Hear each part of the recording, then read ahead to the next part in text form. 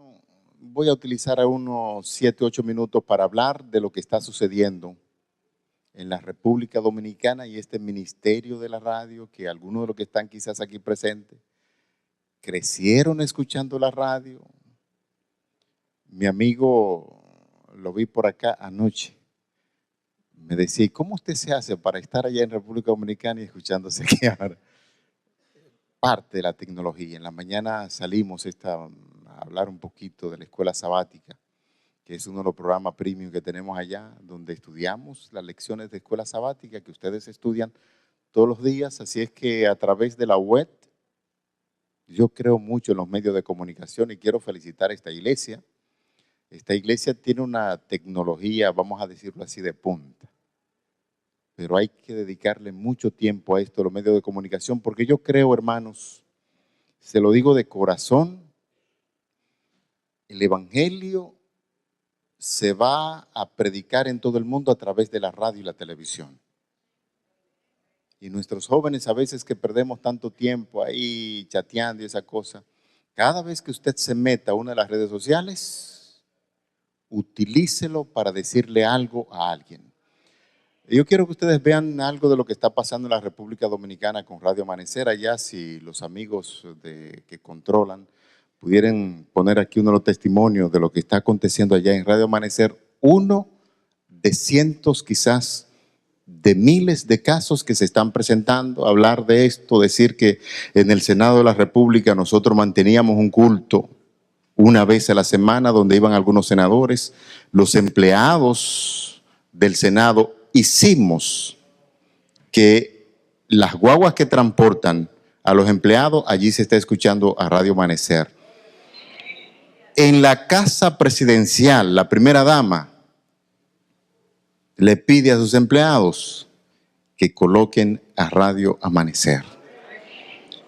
En el edificio que alberga los guardias de seguridad del Palacio Nacional, han llamado coroneles y generales que están escuchando a Radio Amanecer. Y yo digo, ¿de qué manera se va a terminar? Aquí en los Estados Unidos debería como desafiarse y hacer una estación grande, poderosa de radio, porque aquí se hace difícil predicar el evangelio. Hay que tomar una cita con la gente y decirle, te voy a visitar, a veces le cierras la puerta. Y entonces no hay forma de cómo predicar el evangelio. Y por eso yo creo, hermanos, que el evangelio de Cristo en esa ventana 1040 que tiene la iglesia y que Radio Adventista Mundial está transmitiendo para llegar a África, Medio Oriente y esos lugares donde nunca se ha predicado el evangelio, se va a hacer, pero es a través de la radio y de la televisión. Vamos a ver el video, ¿lo tenemos?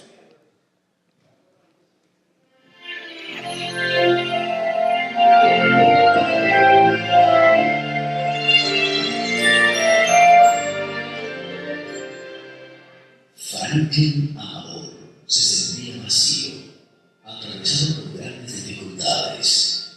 En un momento determinado se encontró con una programación de Radio Amanecer. Tenía muchos problemas y estaba escuchando un mensaje del pastor Alejandro Muñoz, y después que terminó el programa, inmediatamente llamé a Radio Amanecer, y cuando llamé a Radio Amanecer busqué al pastor Scott. Amador hizo contacto con la radio Y me acerqué a él por el programa que tenía. Después que llegué allá, él me alentó, me aconsejó y me dijo que cuando me volviera a ver, que él esperaba que yo hubiese aceptado las cirugías. El pastor Scoggins lo conectó con la iglesia local y la hermana Rosilla en San Cristóbal le completó los cursos bíblicos. Yo lo conocía desde hace un tiempo atrás. Un día de mi casado, lo encontré, estaba en la iglesia, me sentí muy feliz de verlo. Luego me dio el procedimiento, con Jesucristo, con Jesús.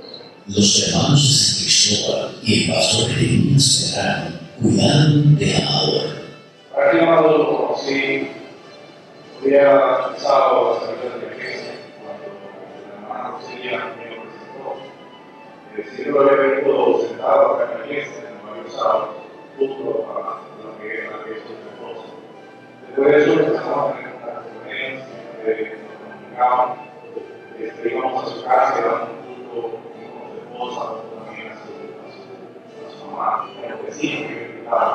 Luego ellos luego empezaron a su esposa y nosotros cuando estaban para tener y había una experiencia increíble, de verdad que vale la pena enseñar, Muy pronto, Wilma, la compañera de Franklin, aceptó también estudiar la Biblia. Wilma nos cuenta su pasado. Pero era tan mayor. Bien, nos ayudaban. Ahora faltaba celebrar el matrimonio.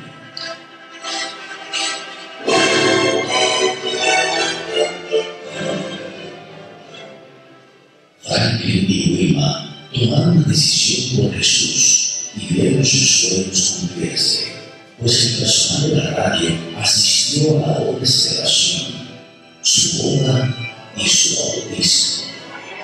De Dios, ahora que es un cristiano fiel, y gracias a la persona también, para que se hizo el trabajo que se y todas las personas que escuchen a Radio Amanecer que entiendan que Cristo es la única solución. Yo me siento feliz y contento de pertenecer al reino de Dios, al pueblo de Cristo. ¿Ven esa sonrisa? Ustedes conocen a Franklin, todavía la mantiene. Lo que Franklin no contó fue lo que le dijo en una reunión de tesoreros de uno de los principales campos de trabajo de allá de la República, de la Asociación Central Dominicana, cuando estaba motivando a la iglesia para que apoyara el ministerio radial. Él es primer teniente de la policía. Y cuando él se decidió llamar a la radio, el problema que tenía era un problema tan grave que él salió con su arma de reglamento, abordó su vehículo y se estacionó en una carretera para darse un tiro. Ese día yo me quedé asombrado porque él no lo dice en el testimonio, yo no lo sabía. Y después me contó que tenía mucho problema con la rubia. Las mujeres siempre están por ahí. Y era tan grave el problema que él fue a quitarse la vida intencionalmente. Y sintió en esa ocasión que algo, el Espíritu Santo lo llevó, colocó a Radio Amanecer y el que estaba hablando era el pastor Bullón y estaba hablando de cómo se resuelven los problemas familiares. Y hoy en día Franklin Amador vive contento y feliz. Hicimos una doble ceremonia, el pastor de la iglesia lo bautizó, lo casó y yo tuve el privilegio de bautizar a esa pareja. Una de las cosas más bellas y más grandes que me ha sucedido dentro del ministerio. Y esto se ha hecho tan importante que hoy en día Franklin Amador es coordinador de interesados de su iglesia. Y toda la gente que llega a una de nuestras iglesias se convierten en cristianos fieles porque reciben el evangelio completo. Y miren, debo decirle que cuando salieron de luna de miel ya ellos tenían como 7 u 8 años unidos, libremente. Y habían intentado y se esforzaban por tener hijos. Pero la misma noche que se casaron, que se fueron de luna de miel, ella salió embarazada. Y ese hombre está contento y feliz de la vida. Con su rubia, con problemita, porque me llaman a veces ahí. Pero gracias a Dios, que es una vida transformada, una familia. Son muchos los testimonios que tenemos acá. A mí me gustaría pasarme la mañana completa hablando de lo que está pasando en República Dominicana. Y les aseguro que ustedes saldrían de aquí encendidos con el deseo de colocar, aunque sea por la internet, una radio para asistir a la gente que tiene necesidades.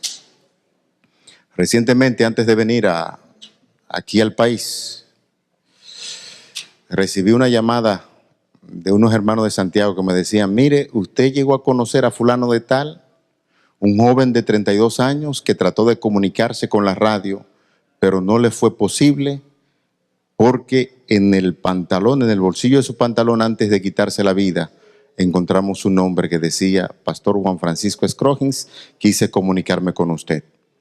Y se quitó la vida. Duro, mi hermano.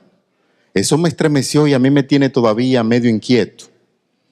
Porque nosotros ponemos un material en el aire y a veces el sistema que tenemos de recepción de llamadas es... Franklin se quejaba porque no podía comunicarse y fue a mi oficina, fue a pelear conmigo. Yo no entendía el fenómeno, ahora lo entiendo. Cuando me dijeron que este muchacho de 32 años se quitó la vida porque no encontró asistencia espiritual. Yo quisiera seguir hablando de la radio, pero me dijeron que tenía que hablar de los 10 mandamientos. Y por eso le decía que nos vamos a ir a las 5 de la tarde. Para prepararlo psicológicamente, para que me escuchen. Voy a hablarle un poquito sobre uno de los mandamientos, el 4º mandamiento de la ley de Dios.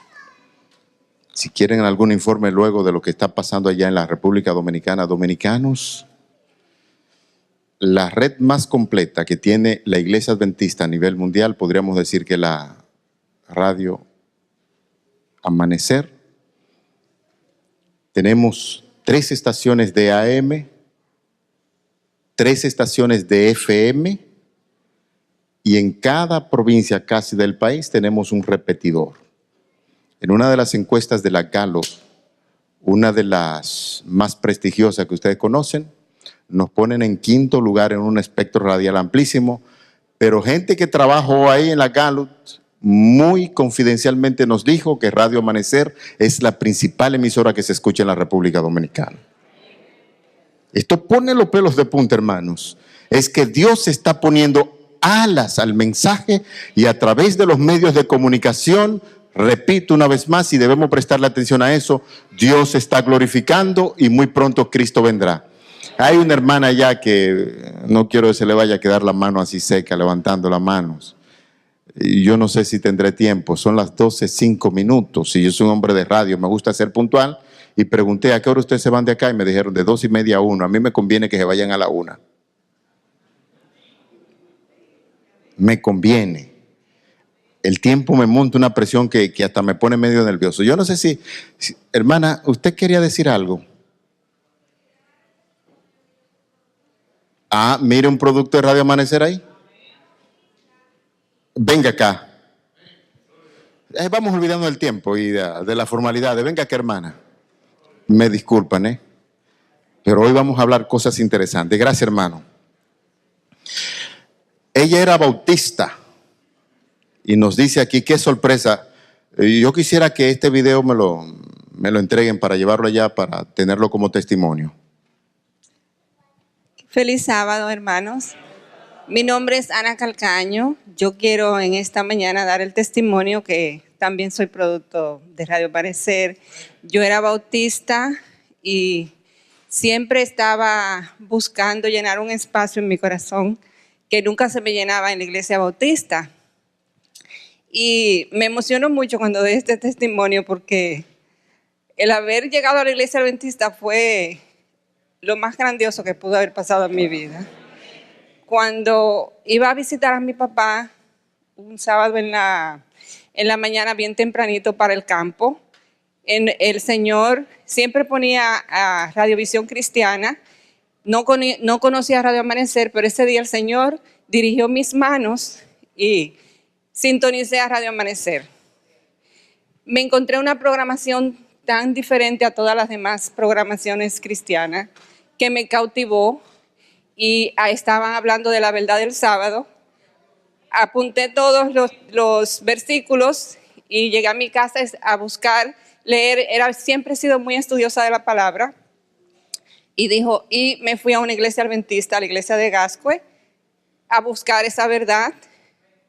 No me sentí muy confortable allí. Me fui a la iglesia que estaba iniciándose en Piantini, en la Unión, era un grupito. Fui el primer producto de esa iglesia, el primer bautismo. Al mes y medio Me invitaron allí, había una programación de evangelismo de una semana de Daniel y Apocalipsis. Me invitaron allí a participar, asistí todas las noches con el pastor Perla. Cuando terminó esa semana me di cuenta que se me habían llenado todos los espacios vacíos espirituales que tenía mi corazón, y al mes y medio tomé la decisión de bautizarme. Amén. Para la gloria y honra de Dios. Amén. Esta hija de nosotros, Dios me la bendiga, mi hija. Bendiciones, querida hermana. Ay, mi madre.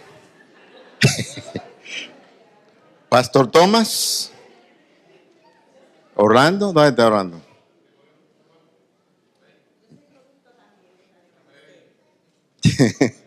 Yo soy producto también de Radio Amanecer. Yo tenía 15 años perteneciendo a una iglesia evangélica. Era líder en la iglesia evangélica. Pero no me gustaba la programación de la iglesia evangélica.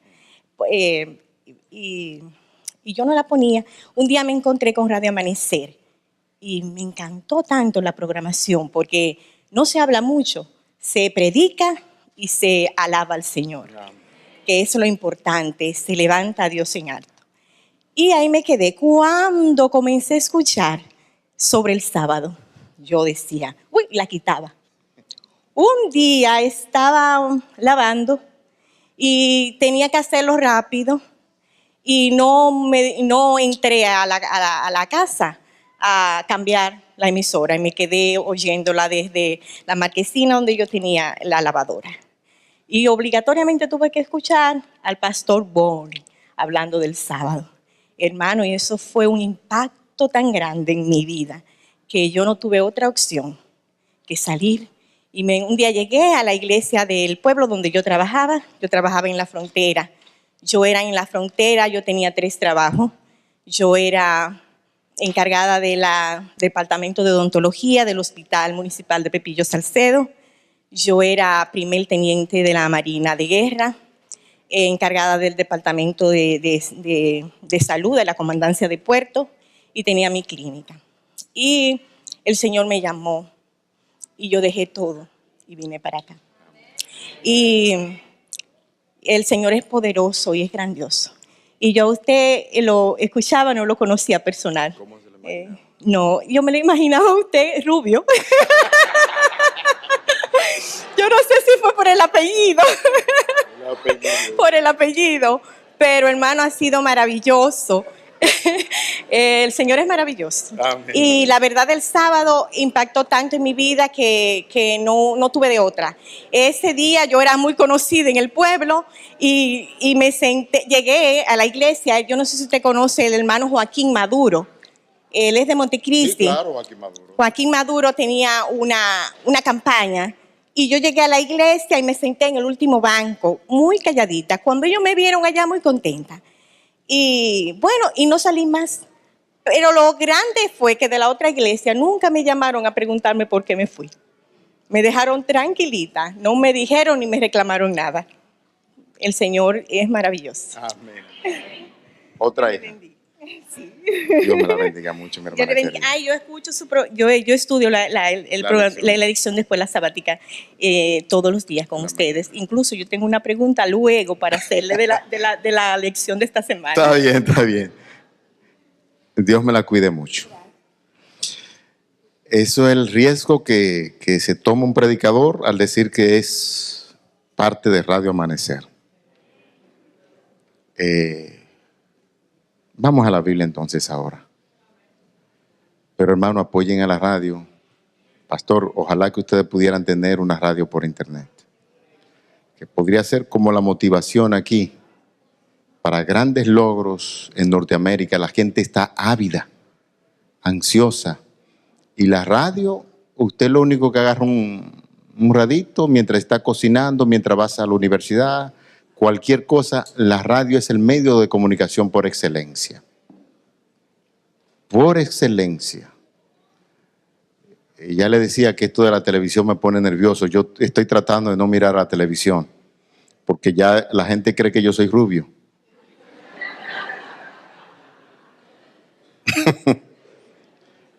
Ese es un problema de la radio. Yo voy a hablar un poquito ahora del cuarto mandamiento, pero quiero establecer algunas bases que son necesarias para que ustedes puedan interpretar por qué Jesús obraba en el día sábado en contra de la corriente. Jesús fue muy debatido. Lo adversaron bastante porque no había una visión correcta de cómo se observa el día sábado. Y me parece, hermanos, que nosotros estamos heredando de los escribas y los fariseos algunas cositas que yo quisiera poner en detalles en este día. Voy a hablar del cuarto mandamiento y la verdadera observancia de cómo se debe uno gozar y disfrutar de este santo día. Para que no salga nadie aquí con la cara larga y triste, porque el sábado uno viene a encontrarse con Dios, a regocijarse y a hacer la voluntad de Dios. Existían algunas creencias entre los judíos. Ellos decían, no hacer el bien era lo mismo que lastimar. Vayan relacionando esto con el asunto de la observancia del sábado. Ellos decían que descuidar la vida era para ellos, ¿qué cosa? Quitarla. Favorecer a un animal era favorecer ¿a quién? Al dueño del animal, evidentemente, porque ¿qué sabe un animal? Y algo interesante, que ellos decían, los judíos, que las enfermedades crónicas se podrían curar después de la puesta de sol. Y esto yo no me lo estoy inventando. Si ustedes quieren van al comentario bíblico. De hecho, hay un autor, uno de los que más sabe de teología en tiempos de Cristo, llamado Joaquín Jeremías. Fue un alemán que se crió en Jerusalén y estudió costumbres en tiempos de Cristo, y él dice perfectamente esto. Eso no es un asunto que nos estamos inventando. Eso es real. Los judíos creían eso. Y vayan entonces haciendo una relación con todos los milagros que Jesús produjo en día sábado. El hombre que tenía la mano seca, que Jesús mandó a poner de pie en la sinagoga, lo curó. Y los judíos procuraban matarle porque Jesús había hecho ese milagro. En el estanque de Betesda, el paralítico que tenía 38 años, existía una costumbre que decía que no se podía llevar una camilla o no se podían cargar cargas, valga la redundancia, en día sábado. Todo esto va en consonancia con lo que ellos creían. Más aún, los judíos decían que cargar una camilla en días de reposo, en día sábado, era ¿qué cosa? Pecado. Hacer lodo en día sábado también era ¿qué cosa? Pecado. Caminar ciertas distancias, por ejemplo, una milla estipulada en la ley, el que pasaba más de una milla también le era pecado, pero los escribas y los fariseos caminaban más de una milla en día sábado, acechando lo que Jesús iba a hacer en día sábado. Ellos decían, si una gallina, y habían dos escuelas bien definidas a nivel teológico, era la de Hillel y la de Shammai. Ellos discutían cosas tan insignificantes como si una gallina pone un huevo en día sábado, ¿este huevo se puede comer, sí o no? Unos decían, no se puede comer porque a la gallina le tocó mucho trabajo poner el huevo en día sábado y por lo tanto no se puede comer. Y ustedes se ríen, y eso eran cosas que se tomaban tiempo argumentando y discutiendo cosas como esas. Entonces Jesús necesariamente e intencionalmente muchos de los milagros lo hacía en día sábado. Recuerden, las enfermedades crónicas, por eso leen ustedes en algunos encuentros ahí de Jesús, pasajes de la Biblia donde dice que cuando el sol se ocultaba le llevaban enfermos de todas las aldeas y qué cosa, y Jesús los sanaba. Aparte de las confrontaciones, Jesús también actuaba con mucha moderación, y estos elementos que ya conocemos que son real, verídicos, nos van a dar la base para entender un milagro que aconteció y que se encuentra registrado en el Evangelio de Juan, en el capítulo 9. Allí leemos lo siguiente, leo en la Reina Valera del 1960, que es la que mayormente nosotros manejamos. Versículo 1, allí se nos dice lo siguiente: al pasar Jesús vio a un hombre, ¿qué cosa? Ciego de nacimiento. Y le preguntaron sus discípulos diciendo: Maestro, Rabí, ¿quién pecó, este o sus padres, para que haya nacido ciego? Ustedes saben que la creencia que existían en tiempos bíblicos es que todas las enfermedades que tenían los seres humanos era producto de una vida de pecado. Casualmente, hoy hay gente que dice que las enfermedades que algunas personas tienen es fruto de una vida de pecado. En algunas ocasiones es cierto, pero en otras no. Porque ¿quién, por ejemplo, saliendo de aquí y se pone en contacto con una gente que tenga ébola y se contagia, va a decir que es fruto de su vida de pecado? El pecado es, claro, trae como resultado la muerte y las enfermedades, pero no todas las enfermedades es fruto de que usted esté en pecado. Y ellos creían eso, entonces le preguntaron a Jesús, sus discípulos, porque tienen una gran interrogante. Maestro, ¿quién pecó, este o sus padres, para que haya nacido ciego? Y existen algunas preguntas que son capciosas. La pregunta capciosa es cuando usted se sabe la respuesta y usted quiere entrampar a alguien, a un doctor en teología, y le dice, déjame ver si este hombre sabe. Entonces, no es el caso de los discípulos, que son amigos de Jesús. Los discípulos tienen un vacío y quieren saber por qué la creencia popular, si este hombre es ciego y esta enfermedad de fruto del pecado, ¿quién peca? ¿Sus padres o él, para que haya nacido ciego? Y entonces Jesús, como siempre lo sabía hacer, en el versículo que sigue, en el versículo número 3, leemos lo siguiente: Jesús respondió, no es que este ni sus padres pecaron, sino para que las obras de Dios, ¿qué cosa?, se manifiesten en él.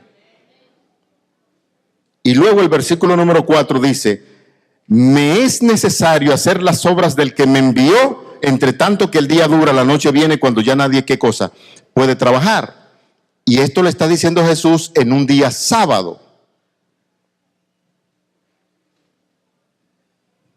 Si este hombre es ciego de nacimiento y Jesús está realizando un ministerio y se encuentra con este hombre que nunca había visto la luz, y Jesús se define él mismo como la luz del mundo, ¿qué cosa tenía que hacer Jesús? Ese hombre no puede permanecer en tinieblas. Si Jesús es la luz del mundo y él nos está diciendo que mientras él está en el mundo, ¿qué cosa? Luces del mundo. Por eso yo digo, hermano, que la Iglesia Adventista de Daiman y sus miembros, en la comunidad donde están, aquí debe convertirse en una luz, porque nosotros tenemos a Cristo. No es posible, hermanos, que en la comunidad donde nosotros estemos no debemos alumbrar. Mateo 5:7 dice, así 16, así alumbre vuestra luz delante de ¿qué cosa? De los hombres, para que vean vuestras buenas luz y así glorifiquen ¿a quién? A Dios que está en los cielos. Donde hay un cristiano tiene que convertirse necesariamente en luz. Donde hay un templo, una iglesia adventista, tiene que convertirse en la luz del mundo, porque Cristo es la luz del mundo, y aunque nosotros no somos la luz, pero hemos recibido la luz del cielo para alumbrar a esta humanidad que está en tiniebla. Así dice el versículo número 4. Y seguimos mirando el texto bíblico. El versículo que sigue, el número 5 dice, entre tanto que estoy en el mundo, luz soy del mundo. Aquí nosotros fácilmente podemos relacionar este texto de la Biblia con lo que aconteció en el libro de Génesis. Todo al principio era ¿qué cosa? El mundo estaba en oscuridad y tinieblas. Pero cuando la palabra, el verbo de vida que es Jesucristo, empezó el proceso de la creación, lo primero que hizo fue ¿qué cosa? La luz. Porque Él mismo, la presencia de Cristo, es luz. Y en la creación, el mismo Jesús dice, Juan también relaciona a Jesucristo con la luz del mundo. Y si Cristo es la luz del mundo, nosotros tenemos que ser, ¿qué cosa? La luz del mundo. Veamos aún más lo que sigue diciendo el pasaje de la Biblia. Y es interesante lo que vamos a analizar ahora. Versículo número 6, ¿qué dice? Después que Cristo empieza a hablar de estas cosas, dice, dicho esto, escupió en tierra e hizo lodo con la saliva. ¿Estaba Jesús violando el sábado? De acuerdo a los fariseos. ¿Ah? Lo consideraban que era ¿qué cosa? Un trabajo. Y dice, y untó con el lodo los ojos del ciego y le dijo, ve a lavarte en el estanque de Siloé, que traducido es enviado. Y fue entonces y se lavó y regresó viendo. Algunos detalles. ¿A usted no le encuentra que eso es extraño?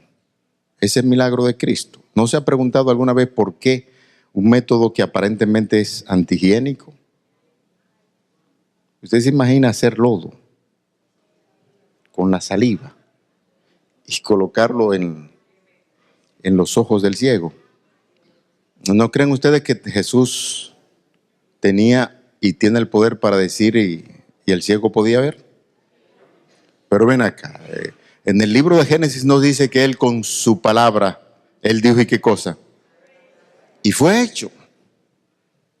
Sea la luz y fue la luz. Los animales los formó con el poder de su palabra. Además de eso, vemos en todo el Nuevo Testamento que cuando Cristo decía su palabra y tenía que curar a alguien, ¿qué cosa? Lo curaba. El caso del centurión romano, cuando se acercó a Jesús y le dijo, solamente con tu palabra di y será hecho. La palabra de Dios es de Cristo poder, pero aquí hay algo muy interesante. A mí se me ocurre que Cristo andaba buscando otra cosa.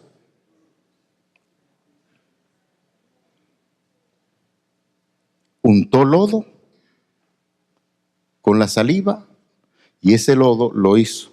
Y allí había un grupo de gente que lo estaba observando. Entonces, hermano, Jesús intencionalmente está haciendo un milagro. De hecho, debo decirle, amigos, que Jesús cada caso lo trata de manera particular. Cristo sabe cuáles son tus necesidades. El Señor entiende por qué situación estás pasando. Solamente su palabra y tú vas a recuperar la salud, pero hay otros procesos que tienen que darse. Y en este caso vamos a analizar el del por qué el Señor está utilizando lodo y saliva para curar a este ciego, para ponérsela difícil. Debo decirle que en Jerusalén existían dos estanques grandes, el de Betesda y el estanque de Siloé. El de Betesda estaba dentro de la ciudad de Jerusalén y solamente se daban los baños los judíos. Cuando había un prosélito que quería pertenecer al pueblo, lo mandaban a bañarse allá afuera, en ese estanque de Siloé. Y llama mucho la atención que a un hombre ciego Jesús le dice, ve a lavarte en las afueras de Jerusalén. ¿No le parece extraño? Yo imagino que ese ciego tuvo que, imagínense, yo no me atrevo ahí con los ojos cerrados a cruzar ahí, va y me caigo. Y ustedes se ríen, el único que no se ríe soy yo. Pero me imagino que ese ciego tuvo que auxiliarse con el niño para que lo llevara al estanque. Pero cuando Cristo le dijo, ve a lavarte al estanque de Siloé, el ciego no se quedó. El ciego agarró y se fue a lavar. Y esto debe también darnos una lección, hermanos. A veces hay hermanos que están pidiendo por trabajo, hay hermanos que están pidiendo por una novia, un novio. Y se pasan los años y se quedan ahí sentados en la iglesia. Si aquí en la iglesia de Diamond no hay, pues vaya a la iglesia de Fort Washington. No se quede sentado. Cuando usted tiene alguna necesidad, usted tiene que poner a prueba su fe. Y esto lo digo a manera de chanza, pero también eso es así en toda la vida. El ciego tenía una necesidad, y ese ciego tenía la necesidad de ¿qué cosa? De ver. Si el ciego se queda ahí y no hace la diligencia, yo me imagino que el ciego iba a tener cierta dificultad, pero el ciego fue y se lavó, y dice el texto que regresó, ¿qué cosa? Viendo. Ahora, la pregunta que yo hago, y quiero hacerla a ustedes, hermanos, es: ¿por qué Jesús utiliza una metodología tan extraña y lo manda a lavarse al estanque de Siloé? Un teólogo aquí que me explique por qué. Digo, un teólogo no, una gente que entienda de Biblia. ¿Por qué creen ustedes que Jesús utilizó lodo y saliva? ¿Ah? ¿No se imaginan? Pues entonces me iré con ese vacío para mi casa. Vamos a tratar de llegar. Debo decirle, hermanos, que no era la única ocasión que Jesús utilizaba una metodología como esta.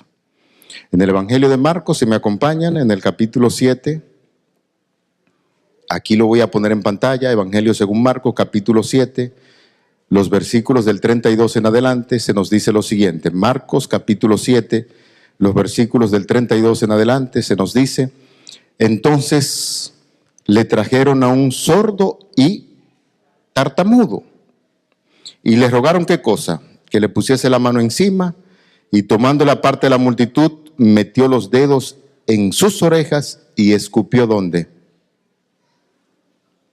¿Dónde? ¿Cuáles son los órganos que tienen problema? El oído y la lengua. El tartamudo es el que dura casi media hora para pronunciar una palabra. Entonces a veces hay que ayudarle, darle un golpecito. Y evidentemente que tenía problema ¿de qué cosa? De oído. Y el texto bíblico dice que Jesús utilizó ¿qué cosa? Saliva. Me imagino untó el dedo, lo puso en el oído del que no escuchaba y luego escupió en su lengua. Otra metodología rara, ¿eh? Si a usted alguien le va a hacer eso, ¿qué hace? Bueno, lo único que permite es que sea una novia que le vaya a dar un beso. Pero otra gente, es difícil.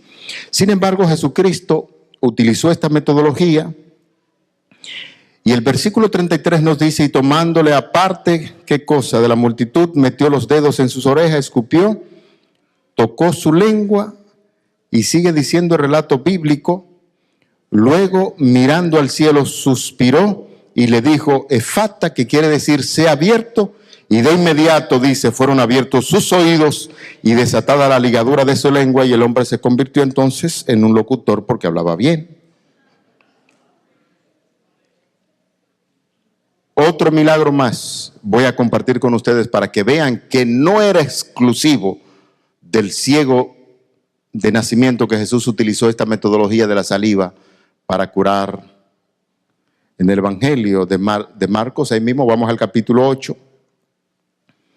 Evangelio de Marcos, capítulo 8, nos vamos a encontrar con la historia de un ciego que es sanado en la ciudad de Betsaida. Capítulo 8, los versículos del 22 en adelante, allí se nos dice lo siguiente: vino luego a Betsaida y le trajeron ¿qué cosa? Un ciego, y le rogaron que le tocase. Entonces, tomando la mano del ciego, le sacó fuera de la aldea, y escupiendo ¿dónde? En sus ojos, le puso las manos encima y le preguntó si veía. ¿Qué dice el versículo número 24? Dice: mirándolo dijo: veo los hombres que se mueven como árboles, pero lo veo que andan. Y luego le puso otra vez las manos sobre los ojos y les hizo que mirase, y fue restablecido y vio de lejos y claramente, y los envió a su casa diciendo: no entres en aldea, ni lo digas a nadie, Y aquí nos encontramos entonces con dos casos más donde Jesús utilizó ¿qué cosa? Saliva para sanar. Yo me voy a detener ahí. ¿Están curiosos todavía por saber por qué Jesús utilizaba saliva? Le voy a poner un ejemplo. Cuando yo estaba pequeño, recuerdo que mis hermanos y yo éramos a veces muy enfermos. No tan enfermos, pero son de las enfermedades que le dan a todo el mundo. ¿Cómo se llaman eso que le da mucha bolita a uno en el cuerpo? ¿Cuál de las dos que se cura con orina? ¿Cuál de las dos? Bueno, el sarampión o la varicela, no sé bien. Yo recuerdo que allá había una poncherita. Cuando uno se enfermaba, si era un varón, mamá ponía a orinar a las hembras y nos daba un baño calientito de esa agua. Y dicen que uno se curaba. Son creencias que a veces, si en el caso de una de las muchachas, entonces nosotros íbamos a la poncherita, orinábamos y ella bañaba a la muchacha con la orina, porque ellos decían que la orina tenía poder, ¿qué cosa? Curativo. Eso es en el caso del sarampión. Ustedes no han visto en su corta o larga vida los animales, especialmente los perros, cuando se hacen una herida que lamen sus heridas. ¿Lo han visto? Si ahora mismo el control que está allá se mete a uno de esos buscadores en las redes y pone poder curativo de la saliva, va a encontrar un sinnúmero de artículos que le dicen que sí, que la saliva tiene poder curativo. La gente que trabaja en medicina natural dicen que sí. Y efectivamente esas eran las creencias que habían en tiempos bíblicos. Y nosotros todos hemos venido arrastrando con ciertas tradiciones y ciertas informaciones que nos dicen que de esta manera, y hasta un médico hay en la casa, es un médico casero, la vecina, que de repente usted le da una enfermedad y dice, mira, yo me curé con tal cosa, ponte. Una cosa que no tiene a veces sentido, pero en tiempos bíblicos existía también la creencia, y oigan esto, la gente creía que la saliva tenía poder curativo. Y eso era muy discutido. Y la gente lo creía sinceramente. Pero decían, y eso lo comenta Joaquín Jeremías en el comentario que hace de Evangelio, decía que solamente la saliva del primogénito tenía poder para curar. Y yo le pregunto, hermanos, ¿era Jesús primogénito? ¿Era Jesús primogénito? Pero la situación es que ellos decían que solamente el primogénito del Padre tenía poder, su saliva tenía poder para curar. ¿Quiénes? ¿El primogénito de quién? Y yo le pregunto, hermano, ¿era Jesús primogénito de José? Por lo tanto, Jesús no tenía poder curativo porque él era primogénito solamente de María. ¿Me doy a entender? ¿Me están entendiendo? ¿Qué pasa? Si Jesús es primogénito de María y no de José, entonces Jesús no tenía poder curativo. Y de acuerdo a las creencias religiosas populares, solamente el primogénito del Padre tenía poder para curar su saliva. Y en este sentido, por eso Jesús se encargó de hacer un milagro con el tartamudo, con el otro ciego y con este ciego, para que le reconocieran como primogénito. Pero no cualquier primogénito, sino como el primogénito Hijo de Dios. Y por lo tanto, los judíos en esa condición, y Cristo, demostrando en su propio terreno, está autentificando su ministerio. No es un ministerio de hombre, es un ministerio que viene de parte de Dios. De hecho, debo decirle, hermanos, que en el Evangelio de Juan al final del libro, Juan dice que ese libro se escribió para demostrar que Jesucristo es el Hijo de Dios, que Cristo es Dios. Y cuando usted lee todos los milagros que se producen, como lo presenta Juan, está identificando a Cristo como el Hijo de Dios. Si quieren evidencia, prueba, muestra de que Jesús es el Hijo de Dios, entonces aquí la tienen. Y lo que Cristo está haciendo a través de estos milagros es autentificando su ministerio y diciendo, el ministerio que yo hago es un ministerio que trae curación a la gente, y con ello también está enseñando a los religiosos de ese tiempo qué se debe hacer o qué no se debe hacer en día sábado. ¿Era este hombre ciego una enfermedad crónica, sí o no?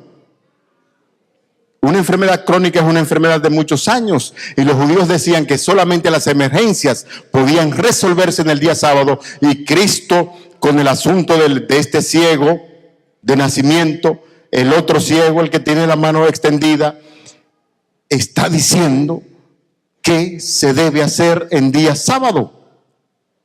Hasta el momento mi Padre obra y yo también, y lo hago en día sábado. Tendrán una tarea en su casa para leer el capítulo completo y se encontrarán que hay una reacción de parte de los judíos y dicen, este hombre es hijo del diablo porque está violando el sábado.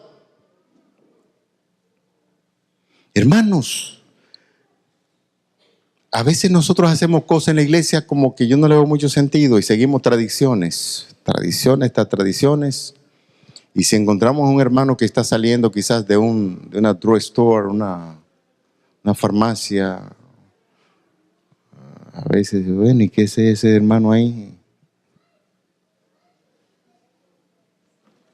El sábado del cuarto mandamiento es un sábado de adoración, para gozarse y hacer la obra de Dios. Yo veo en la iglesia a veces gente que se quejan y dicen, ay, que es que el sábado lo cargan con tantas reuniones que no se puede hacer obra misionera. Usted no hace obra misionera el sábado, pero tampoco lo hace en los días de semana.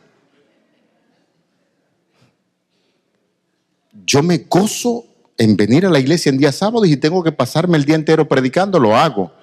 Y si tengo que salir a visitar lo hago. Y si en mi visitación encuentro con una familia que está hambrienta, voy y le compro comida y se la llevo en día sábado.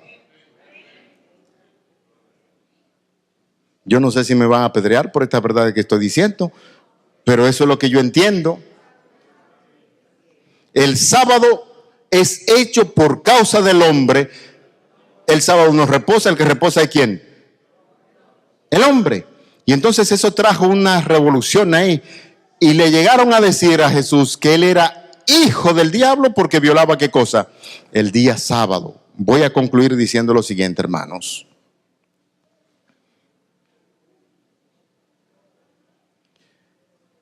Hay cosas que son necesarias hacer el día sábado, y cualquier actividad misionera que usted realice en día sábado es lícito delante de Dios. Es lícito delante de Dios, y esto debe motivarnos a tener una observancia correcta del cuarto mandamiento que nos dice que debemos guardar el día sábado.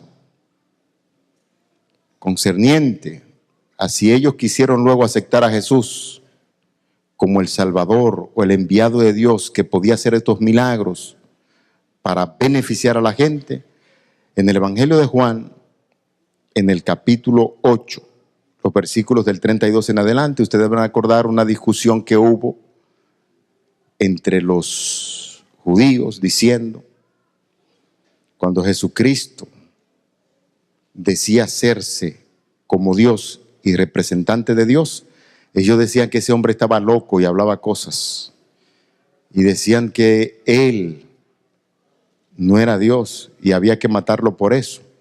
Y entonces Jesús le dice, bueno, pero ustedes dicen que son hijos de Abraham y se sienten muy orgullosos de ellos y procuran matarme, cosa que Abraham no habría hecho. Ustedes lo que son unos buenos hijos del diablo. Así mismo se lo dijo. En lugar de ser hijos de Abraham, lo que son hijos del diablo. Y ellos le dijeron, nosotros sí estamos seguros de que somos hijos de Abraham y no somos hijos de fornicación. ¿Qué creen ustedes que le estaban diciendo? ¿Ah? Que Jesús era un hijo bastardo, y eso se lo iban rastreando. Por eso el milagro y los milagros de la saliva de Jesús para curar, para enfrentarlo dentro de su plano. Y le está diciendo, yo no soy un hijo bastardo, yo soy el hijo del Dios viviente que está con ustedes. Y por lo tanto, los milagros que estoy haciendo, ustedes deberán aceptarlo. Y aquí tienen la oportunidad y el privilegio de saber que el Hijo de Dios está entre ustedes. Amigos, hermanos, yo deseo sinceramente que esta exposición, que podría extenderse, es solamente una parte. Y le digo real, si analizáramos la segunda parte que tiene que ver con ese milagro que se produjo en día sábado, sería otro tema de 1 hora. Pero yo lo voy a dejar a ustedes para que se gocen ahora de la reacción que tuvo la gente, que tuvo el ciego, que no recibió informaciones sobre teología, pero que le dio cátedra a los catedráticos de teología, le dio una cátedra y al final le dice, bueno, ustedes preguntan tanto si este milagro se produjo en sábado, si es un enviado de Dios, yo no lo sé. Yo lo que sé es que Dios no escucha a los pecadores. Y ese que me sanó, yo no creo que sea un pecador, yo creo que es el Hijo de Dios. ¿Es que acaso ustedes quieren hacerse discípulos de Cristo también? Todo el capítulo 9 del Evangelio de Juan es una tarea de estudio esta tarde cuando usted tenga tiempo en su casa. Y si hay alguien que no estuvo de acuerdo con esto que yo dije, no se ponga de pie ahora y me haga pasar vergüenza. Lo que sí es el punto de vista que hemos asumido en la interpretación de este pasaje de la Biblia junto con lo de Marcos 7 y 8, para saber que Jesucristo es el enviado de Dios, el Hijo de Dios, y así como obró en el pasado, también quiere hacerlo en el presente. Mis amigos, hermanos, muchas bendiciones, que Dios le cuide y ojalá que un día podamos encontrarnos de nuevo para seguir estudiando la palabra de Dios.